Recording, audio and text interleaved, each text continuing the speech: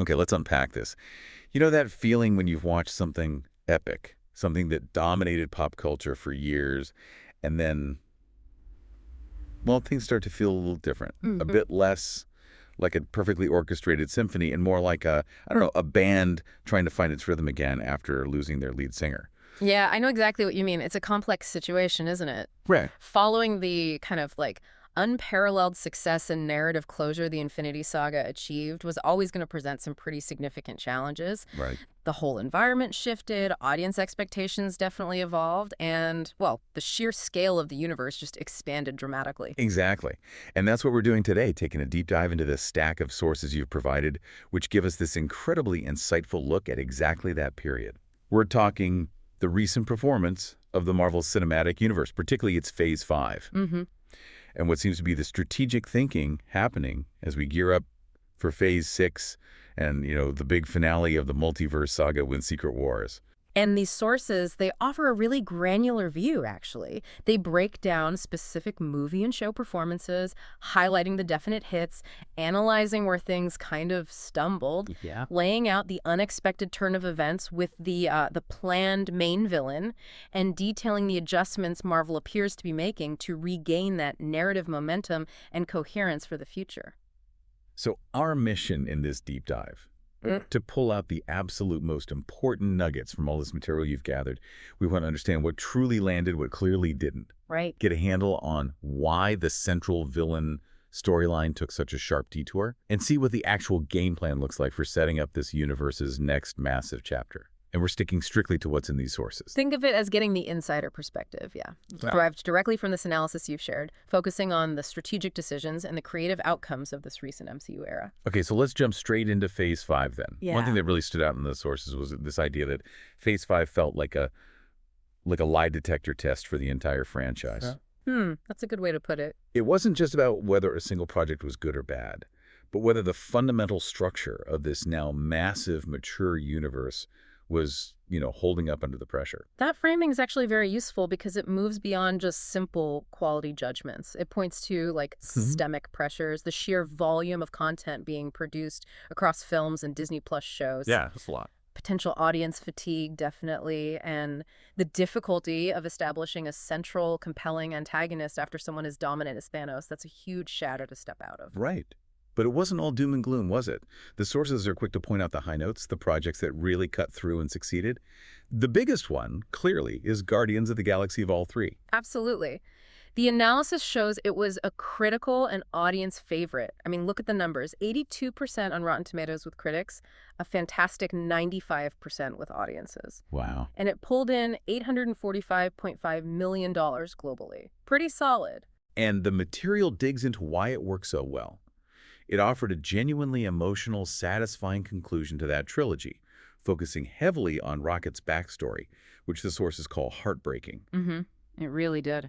It managed to balance that signature Guardians humor with real depth, and some sources even suggested its emotional impact felt comparable to earlier big ones like Infinity War or Endgame. And that focus on character, on emotion, and actually delivering a satisfying ending for that specific story seems absolutely paramount to its success. Loki Season 2 is another key example highlighted in the sources that really connected. Yes, Loki Season 2 also scored really high marks, 88% with critics and, 95% with audiences. Sure. The sources note it was even Disney Plus's second highest premiere of 2023. Yeah, the praise for Loki Season 2 seems to revolve around its complex yet importantly focused narrative, plus significant character development for Loki himself. Big time. Tracing his whole 13-year arc to what the sources called a perfect ending. The analysis points out that it showed storytelling triumphing over tech, successfully navigating these complicated multiverse concepts by rooting them in a compelling personal journey. And we can't forget X-Men 97. Even though it's animated, the sources really emphasize its massive critical acclaim, hitting a Metacritic score of 92. That's huge. It's described in the material as a brilliant achievement. And the reason cited is its faithfulness to the beloved source material, being deeply character-driven and maintaining a mature tone. Which felt different. Right. Standing in contrast to some of the struggles maybe seen in live action, it really seemed to set a high standard for adapting classic characters effectively. Okay, so you had these clear creative and commercial wins in Phase 5 that resonated strongly, but then, As that lie detector idea suggests, you had the projects that, well, clearly struggled. Right. The sources repeatedly point to Ant-Man and the Wasp. Quantumania as perhaps the prime example of where Phase 5 ran into trouble. The reviews were mixed to negative Metacritic 48, Rotten Tomatoes 46%. And the box office was frankly disappointing. $476.1 million globally, which was actually less than previous Ant-Man films made just domestically. And the criticisms laid out in the material are pretty specific.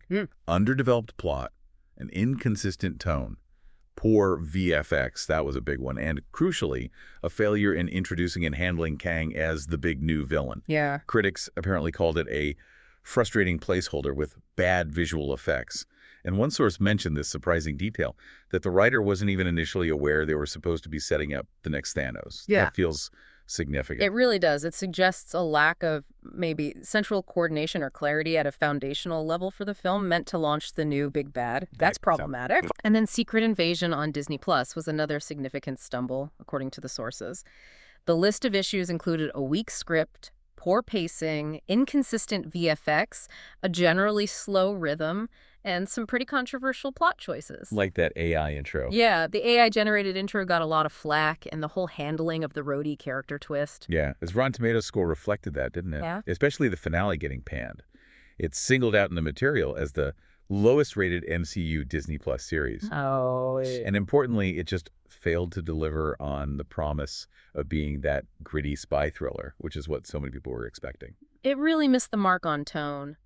And then there's the Marvels. The sources note its box office difficulties. I mean, it became the lowest-grossing MCU film ever and received mixed reviews. Yeah. One piece of analysis called it fun but ill-timed and pointed to notably poor marketing, suggesting external factors might have played a role alongside the content itself. So looking at Phase 5 as a whole through these sources, the pattern seems pretty clear, right? Success came when there was a strong, maybe even unique creative voice driving the project. Like James Gunn or the Loki team. Exactly. Focusing on character arcs and genuine emotion, like Guardians 3 and Loki. The struggles happened when projects felt more like they were following a template, maybe had inconsistent tones, or just didn't execute on big, important ideas effectively, like the whole Kang problem in Quantumania or Secret Invasion's narrative issues. That points strongly to a potential audience fatigue, as some sources acknowledge. Not necessarily with superheroes entirely, maybe, but with content that feels too much like factory output. Yeah, just checking boxes. Exactly, simply checking boxes in a formula. Audiences seem to be demanding something more distinct, more emotionally resonant, something that justifies their time investment beyond just, keeping up with plot points for the next big thing. Which brings us directly to the major curveball. The whole Kang situation. The sources make it crystal clear he was positioned to be the foundation of the Multiverse Saga, the next Thanos. Absolutely. Kevin Feige's earlier quote about Jonathan Majors carrying the Multiverse Saga is cited specifically to emphasize how central this character was intended to be to the whole overarching narrative. But his formal introduction in Quantumania, it didn't quite land the way they needed it to, did it? Sources are pretty blunt about his portrayal there being a disappointing start. Yes. The analysis highlights specific problems. He was ultimately defeated by Ant-Man, which was widely seen as undercutting his threat level 1. Source even noted the absurdity of him being overwhelmed by ants. Slight chuckle.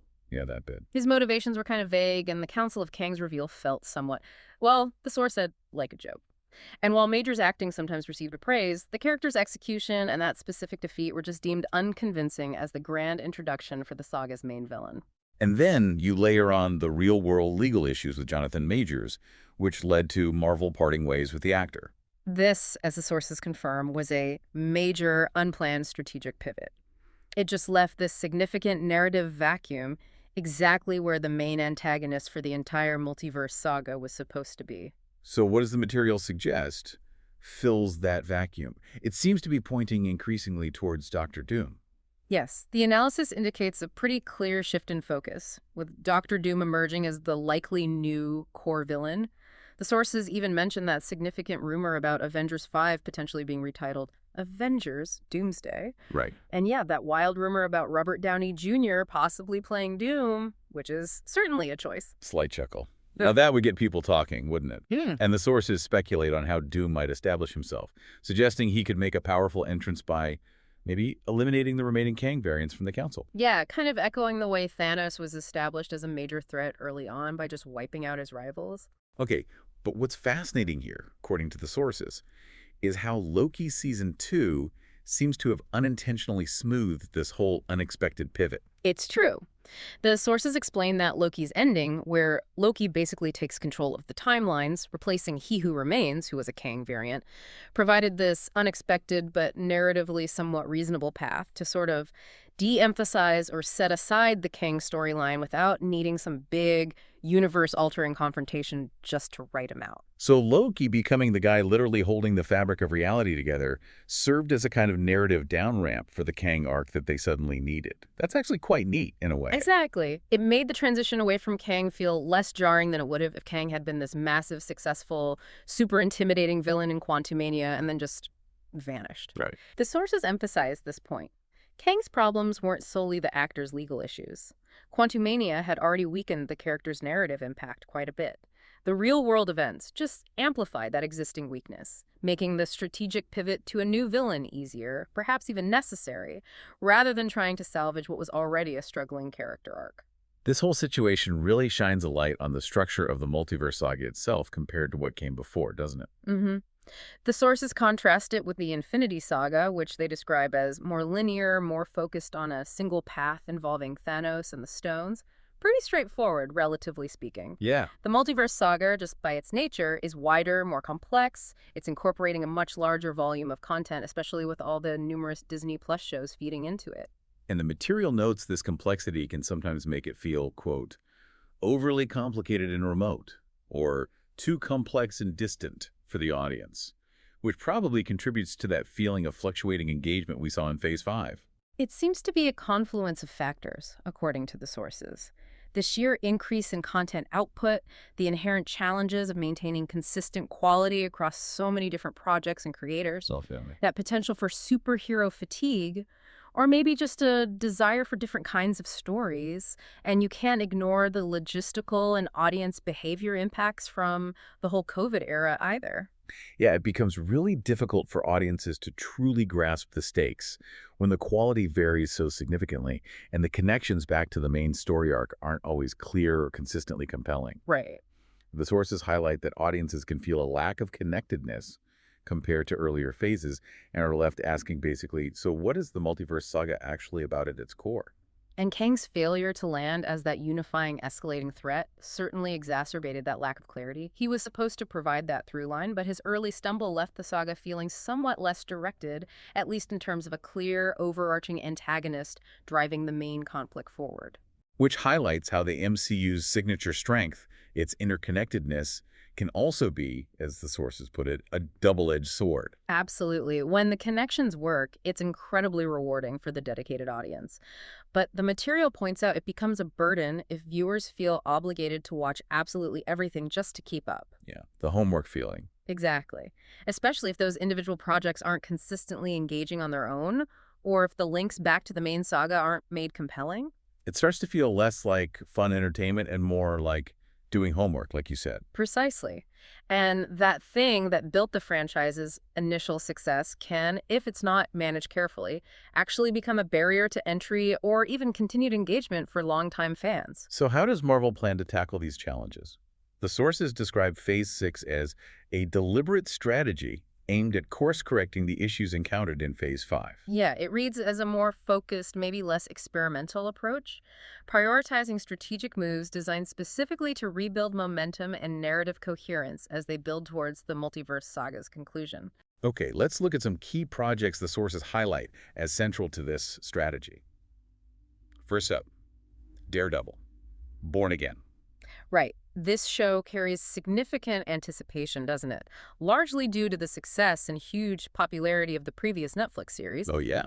The sources note the extensive creative overhaul it underwent specifically to get tonally closer to that beloved predecessor, and the important return of key actors like Charlie Cox and Vincent D'Onofrio. That feels like a very direct response to fan feedback, doesn't it? And a commitment to leveraging something that already had a proven track record, really aiming for quality. Seems like it. Then you have Thunderbolts. The sources describe this as introducing a pretty unique team of anti-heroes or more morally ambiguous characters into the main MCU mix. That has potential for some interesting dynamics. The sources mention possibilities like Bucky Barnes maybe leading the team, and even potential faction conflicts among the heroes themselves. Yes, some analysis suggests it could set up disagreements or conflicts with established heroic teams, perhaps leading to some interesting tensions down the line, maybe with characters like Sam Wilson's Captain America. That could be cool. And then a massively strategic piece in Phase 6, according to the sources, is the Fantastic Four. First steps. This is absolutely crucial. The sources emphasize director Matt Shakman's aim for a film that's, quote, large-scale but grounded. They reintroduce the core characters based on their traditional comic roles, Reed as the smartest person on Earth, Sue having the highest emotional intelligence. The material also touches on potential story elements being explored, like that rumored 1960s setting, which is interesting. Very. And possibly the introduction of major cosmic figures like Galactus and the Silver Surfer. And this film is seen as absolutely vital for connecting to the wider Multiverse Saga, particularly the future Avengers films, likely by introducing elements that will be central to whatever conflict is coming. And it circles back to the potential rise of Doctor Doom, right? The sources explicitly tie his importance to the Fantastic Four. His historical connection to the first family in the comics is obviously huge, and the analysis in the sources suggests his ascendance as the main villain will likely be linked to their introduction, perhaps using that proposed Avengers Doomsday film as the stage for him to make his grand statement. By taking out the Kangs. Potentially, yeah. Eliminating the remaining Kang threat and establishing himself as the new top dog. So Daredevil, Thunderbolts, Fantastic Four, these projects are all strategically introducing or reintroducing key characters, setting up new team dynamics, and escalating the potential threats. Precisely. They are laying the necessary groundwork and escalating the stakes involving the multiverse, all leading directly to Avengers, Secret Wars, which the sources frame as the definitive climax of this entire saga. Okay, now here's where it gets really interesting and maybe a bit speculative based on the sources. They mention the potential for a soft reboot using Franklin Richards. This is a fascinating thread pulled directly from the material, yeah? The sources note that Sue Storm's pregnancy being featured in Fantastic Four, First Steps very strongly implies the birth of Franklin Richards during that film or, shortly after. And why is Franklin Richards so significant in this specific context? What's the big deal? Well, the sources explain his role in the comic books. Franklin possesses these vast, almost godlike reality warping powers, and he was a pivotal figure in reshaping the entire multiverse after the big 2015 Secret Wars comic event, working alongside characters like Molecule Man and his father, Reed Richards. Okay, I think I'm following. So, introducing this character with reality warping powers right before their version of Secret Wars, that feels deliberate. Extremely deliberate. The source material explicitly states, quote, "Through Franklin, Marvel could reshape the MCU however they please." This isn't just introducing a powerful character. It provides an in-narrative mechanism, a plot device within the story itself for potentially significant change or even a soft reboot of the universe following the events of the MCU's Secret Wars. An in-universe way to hit a kind of reset button without completely wiping the slate clean, like keep the good bits, maybe smooth over the rough patches. Essentially, yes. It gives them tremendous narrative flexibility. They could potentially merge different continuities, like properly integrating characters from the Fox X-Men films or the Netflix Defenders shows more cleanly. Ah, interesting. Simplify some of the narrative complexity that's inevitably built up over, 20 years? Or establish a completely new status quo for the universe and its characters post-Secret Wars. That's a really powerful strategic tool for managing such a long-running, interconnected narrative, isn't it? It allows them to maybe prune away elements that didn't quite work or feel disconnected while keeping the core characters and history that people love, essentially refreshing the entire universe from within the story itself. It provides a potentially elegant solution to the accumulated complexity and maybe some of that fatigue we talked about, offering a fresh starting point while still honoring everything that came before. So wrapping things up a bit, what are the big strategic lessons we can take away from Phase 5's ups and downs, according to these sources, and how does Phase 6 seem to be applying them? Well, the analysis seems pretty clear. Quality needs to be prioritized over sheer quantity. That seems to be lesson number one. Yeah. There's a definite need for strong, distinct, creative visions, like the ones that made Guardians 3 and Loki Season 2 stand out so much. The importance of having a compelling, well-executed core villain cannot be overstated. The Kang situation really underlined that critically. For sure. And overall narrative consistency and clarity across all these different projects are just vital for keeping the audience invested in understanding the stakes. So the opportunities for improvement really involve focusing on fewer, higher quality projects, emphasizing stronger scripts, clearly defining the stakes, especially now with Doom potentially stepping into that main antagonist role, Yeah. and maybe learning from successes like X-Men 97's approach to source material faithfulness also seems key. And addressing audience engagement, right, including that superhero fatigue, which the sources acknowledge is a real factor. It's not just about spectacle anymore. It's about innovating within the genre, varying tones more effectively. Some sources even suggested pulling back on excessive, sometimes tone-undermining humor, Interesting point. and focusing on genuinely engaging human stories embedded within the grand scale. That seems crucial. And they talk about events, those big crossover films like the potential Doomsday and definitely Secret Wars. The takeaway isn't necessarily that we need fewer events, but maybe that we need more effective ones. Exactly. These climactic films need to feel earned. They need clear stakes, strong emotional character arcs that actually pay off, and real consequences that resonate, rather than just feeling like, routine points on a release schedule. They have to justify the cumulative effort required for audiences to follow all these interconnected threads. Ultimately, the sources seem to suggest the future really depends on balancing the vast legacy and tradition of the MCU with genuine innovation. They can't just keep repeating formulas that worked 10 years ago. No, absolutely not. Successes like Loki Season 2 and Guardians 3 show that you can honor a character's history while still doing something fresh and emotionally resonant. The creative overhaul on Daredevil and the strategic introduction of Fantastic Four are presented in the sources as attempts to strike exactly this balance. Right. Leveraging beloved existing concepts while taking some necessary creative risks with their presentation or their role in the bigger saga. So the sources imply that future success really requires strong characters and a willingness to take those creative risks, making the familiar feel new again and introducing new elements that actually feel essential, not just more stuff. It's about actively managing that incredibly complex, interconnected universe, using the lessons learned from Phase 5's struggles, and potentially employing clever tools like that Franklin Richards narrative mechanism to ensure the universe remains vibrant, compelling, and narratively manageable for whatever comes after Secret Wars. All right, so bringing this deep dive to a close then. We've journeyed through the lie detector test of Phase 5, examined that unexpected but seemingly necessary strategic pivot away from Kang, and explored the deliberate moves happening in Phase 6 that seem designed to rebuild momentum. This includes introducing key new or rebooted characters like Daredevil and the Fantastic Four, establishing potential new central villains like Doctor Doom, and possibly even setting up an in-universe mechanism via Franklin Richards to refresh the entire universe after the big Secret Wars climax. Hopefully, this deep dive into the sources you shared has given you, the listener, a clearer, maybe more nuanced picture of the creative and structural challenges the MCU has been navigating recently, and the strategic course corrections it appears to be making as it heads towards the conclusion of this whole multiverse saga. So what does all this mean for you as you watch Phase 6 unfold? Can Marvel truly execute this really complex strategic pivot? Can they successfully balance paying homage to their massive legacy with taking the kinds of bold, creative risks that made those Phase 5 successes really stand out? Big question. And maybe the most intriguing question the sources raise, can they use Secret Wars not just as a finale to the Multiverse Saga, but as a clever launching pad for a genuinely revitalized, compelling universe going forward? That's definitely something to keep in mind as we see if Phase 6 delivers on its considerable promise.